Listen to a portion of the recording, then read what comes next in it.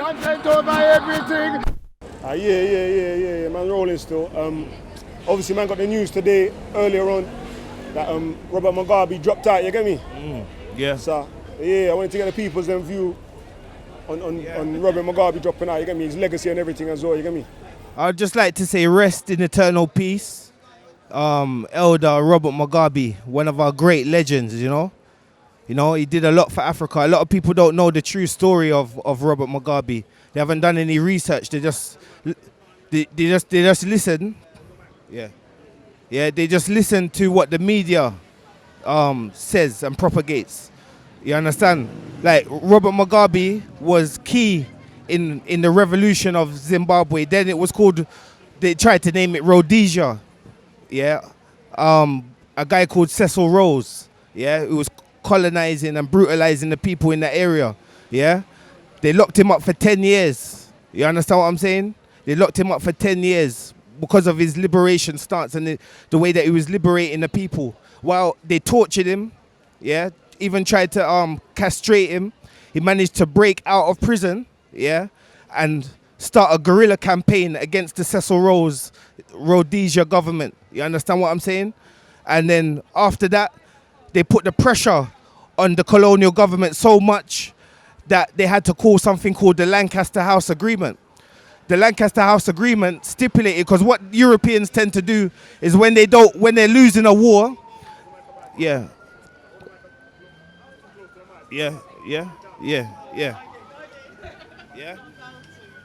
they're losing a war, they tend to hold things like the Lancaster House Agreement where they can come and use diplomacy to get what they want.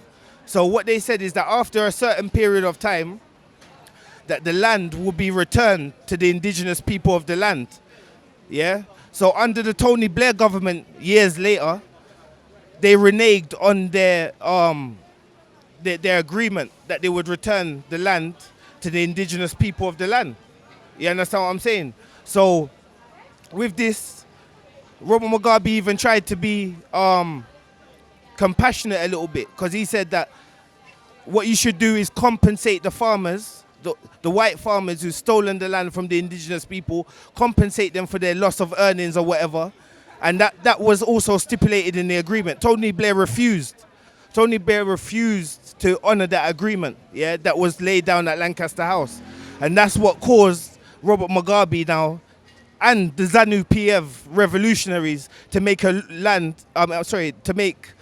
move to take away the land. And even in that, he even tried to even go as far as to say that any reasonable Europeans, yeah, who would slowly give back the land could stay there for a period of time, yeah, until the indigenous people, you know, like a peaceful transfer. They even refused to do that. So as soon as he started taking back over the land, that's when you hear, oh, Robert Mugabe's a tyrant. You understand? Okay. What about the Matabele? Okay. All right. What about the Matabele massacre? Listen. Yes? Listen. I've been outside the Zimbabwe house for 10 years protesting against Mugabe. Okay. He is a tyrant. He was a dictator. Okay. He oppressed his people. Okay. Right. You're entitled to your beliefs and your opinion. I'm not going to argue. Well, I've been with the ANC. My husband was head of security for the ANC. Okay. Mandla Langa. Okay. So he was a tyrant and a dictator. Okay. He made the people poor. Thank you. Yes. So as I said before, yeah, he made a great contribution to African liberation. You understand what I'm saying? He made a great contribution. His legacy should always be remembered for somebody that rose up against the colonial powers. You understand? And even if in that we want to say tyrant and all that, this country, exactly, tyrant to who? Because this country can't say anything about being a tyrant. Look how many lands they've colonized. Look how many people they've oppressed around the world and how much destruction they've caused around the world. So what would you say is responsible for the state of Mugabe in terms of, I heard an argument a lot that he took the power from the white farmers, but his own people weren't ready to efficiently run the farms. Do you know what it is as well? Is that we must understand certain things, yeah?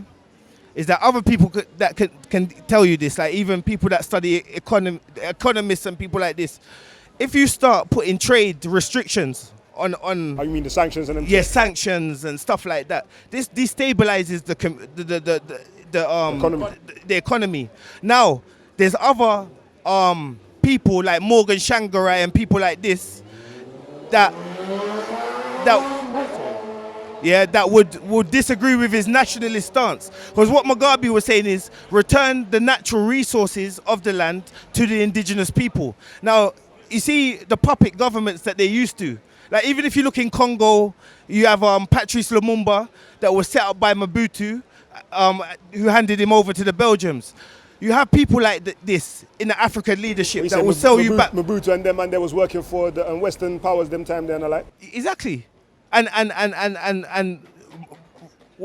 Patrice Lumumba was a revolutionary. He wanted to have the Africans in control of their own natural resources, basically.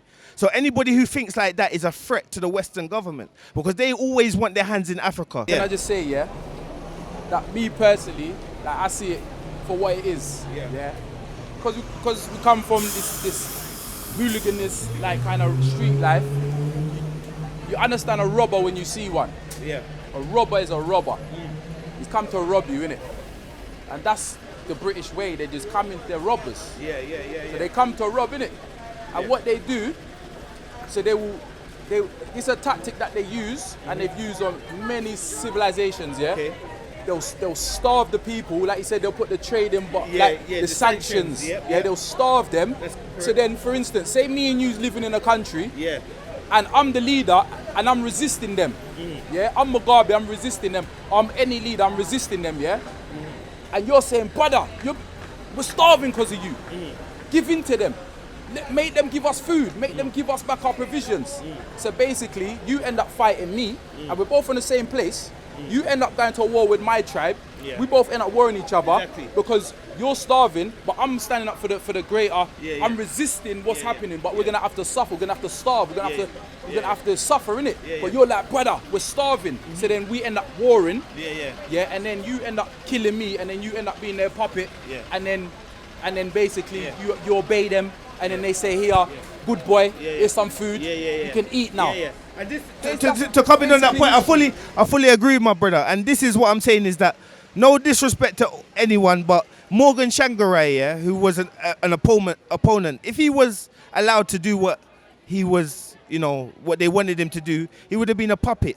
He would have said, no, you can't do this to the farmers, the Caucasian farmers, the oppressors. You can't do that. So they want somebody who they can control. They couldn't control Robert Mugabe. Yeah, they couldn't control. They turned them against each other. This is what they do with all civilizations. They turn the people against each other. And see, I might not know the ins and outs and the intricacies and who is who in it, but you see the tactics of war that these people use, it don't change. So basically that's what they do in every civilization. They'll starve the country, they'll put sanctions, and then another set of people is saying, yo brother, I'm starving because of you, brother. And then they come to lick you down. So then basically there's a civil war, but the one who's behind the civil war is the one who starved the country, and then they will fund you, they'll give you arms to fight me, and then you beat me, and then you become the one who's leading the country, and then paying homage to these people and giving them control. And that's how you got in Africa. You got these leaders who are millionaires and billionaires, but it's only them who's millionaires and billionaires. All countries starving. Check it now as well. Some other history as well. Going back to the Congo, even though we're talking, I'm just trying to give you an example now. Cisse Mobutu, who handed in Patrice Lumumba to the Belgians, because of his stance, because of him wanting Africans to be in control of Africa, Now you have something called the Rumble in the Jungle, the boxing match, You got it, the Rumble in the Jungle. That was, I'm not saying it weren't a great event or whatever, but stuff like that distracted the people, from what was really going on. You understand what I'm saying? A coup just took place before that. You understand what I'm saying? So that was like a little distraction. as to what was going on. Everybody that tries to liberate Africa, simply saying, let's control our own resources, let's benefit from our own land. Anybody who simply says that is a threat to them. Because Africa's the breadbasket, and this service sector economy, yeah, this economy is all about end product. You understand what I'm saying? All of the resources that make the products come from different places, especially Africa. So they're dependent on Africa. That's why they have to have that stranglehold on Africa. Can I also add as well, it's not just Africa. They want world domination. Yeah. So it's not just Africa's resources that they're stealing. Yeah. It's everywhere in the world. It's true. They've done it to Colombia. They've done it everywhere. We know this. They want world domination. Yeah, we know this. They've done it to India. Look what they've done to the Indians and the Pakistanis. Look what they've done to the Chinese. We know this. They've done it to every civilization. It's not just Africa. It's everyone that they've done it to. Listen, this is me personally. Yeah, I'm concerned. I'm not saying that you're concerned with Africa. I'm saying that, bruv, it's not just a discrimination against black people or Africa. Bruv, they're robbers. They want what you got. They don't care who you are. They want your stuff. They want what you got in it. Let's get back to the subject. But your thing's Africa and black people. That's my thing. So that's your thing. Yeah. But I'm saying and the liberation of what? Africa. But I'm saying that they want to rob everyone. Yeah, I'm not denying that. Alright, cool. You understand? We need to have a common denominator where we learn to live together. It's not easy. It's not easy, and families can't always live together. They're always fighting and striving, lots of problems. But we as human beings have to learn.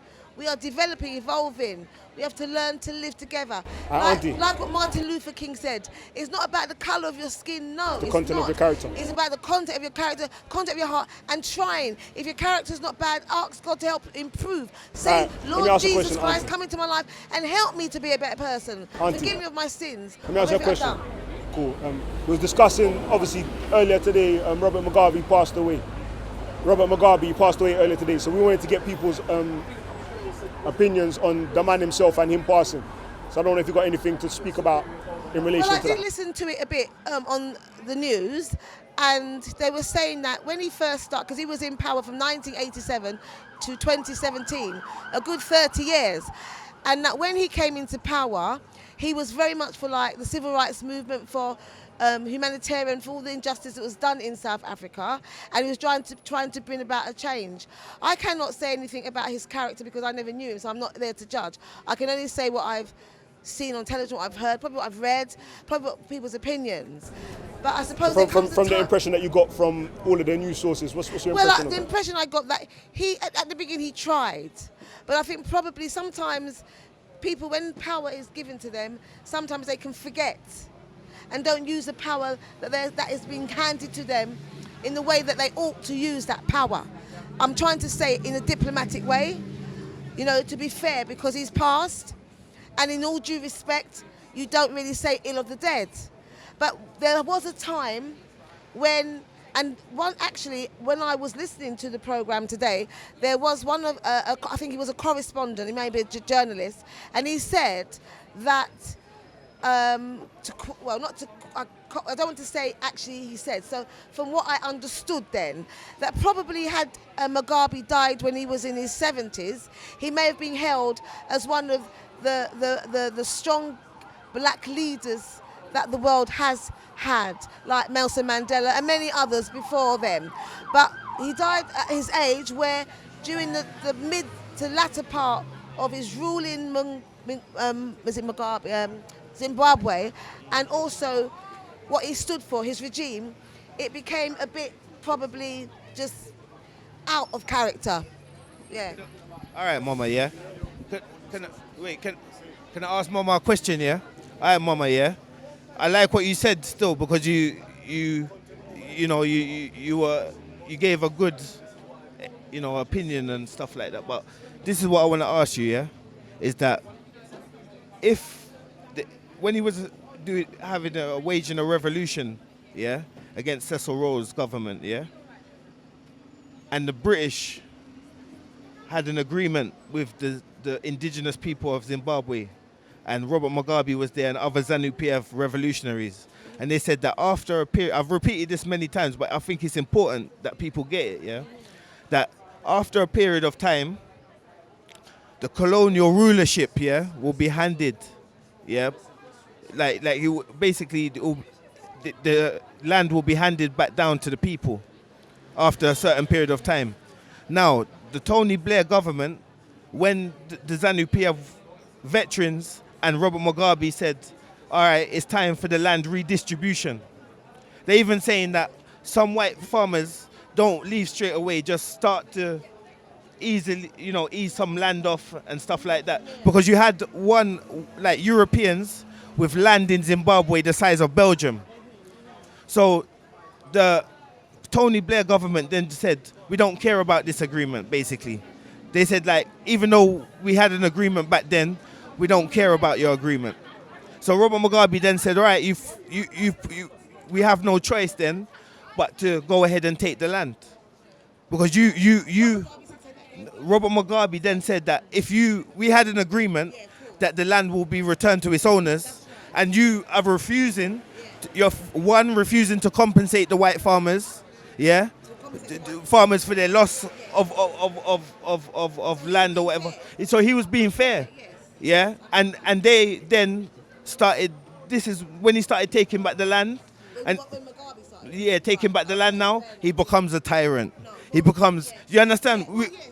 Yeah, go on. From where, now you've explained it to me, I understand. This is where injustice has taken place. Because by what you're saying, Mugabe did say, give the white farmers what is due to them.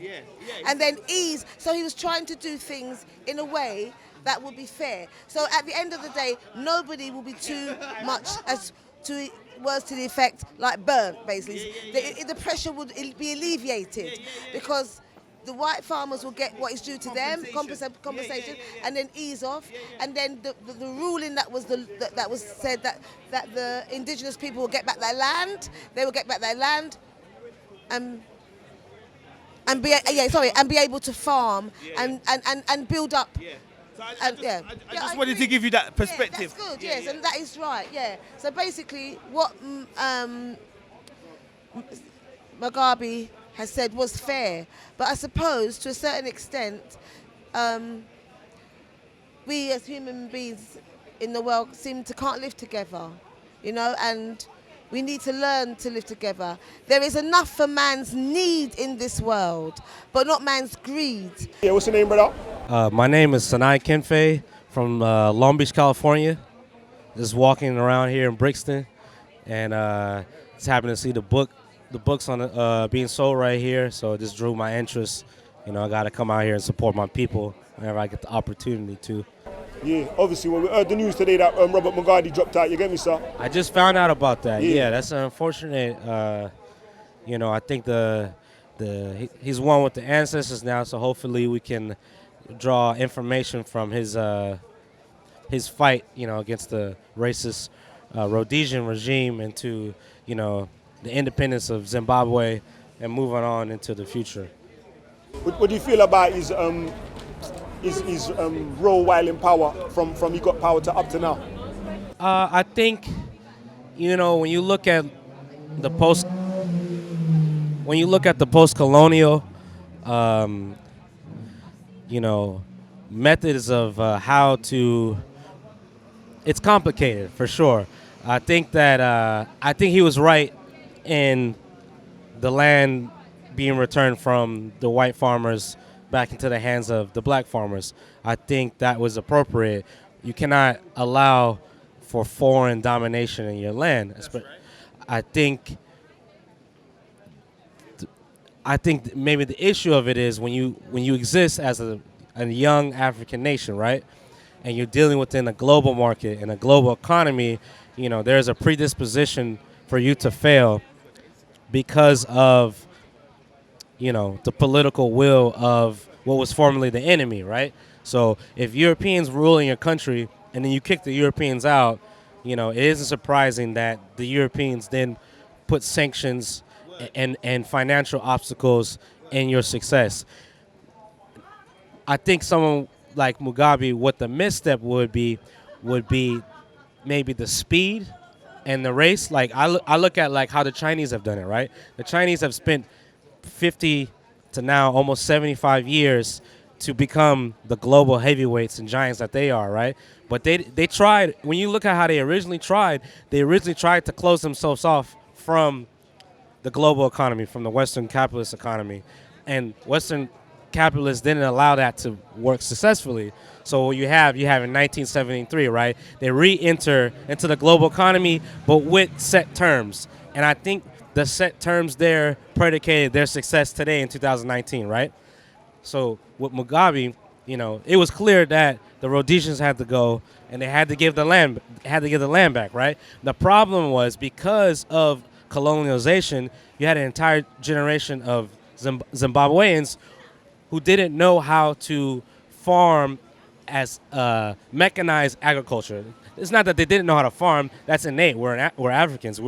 It's where agriculture was invented. However, when you're dealing with, cotton farmers on a mass scale, that level of productivity to compete, that's where the issue is. And I think that... Do you feel like you could have took a different method in terms of the transition from the white farmers to the inexperienced black farmers? Yeah, and I don't even want to just put it on the inexperienced black farmers, because who do you think the white farmers had working on the farms? It wasn't that. What the issue is like you had ZANU party members who have no agricultural background being given these major estates, so we cannot replace white capitalism with black capitalism. Yo, can I ask you a question? Sure. Yeah, let me ask you a question, brother, as well, yeah? Is that they said it was recorded that you had Europeans in Zimbabwe that had land the size of Belgium in Africa. Yeah. You understand what I'm saying? Now, we talked about the Lancaster House Agreement. Sure.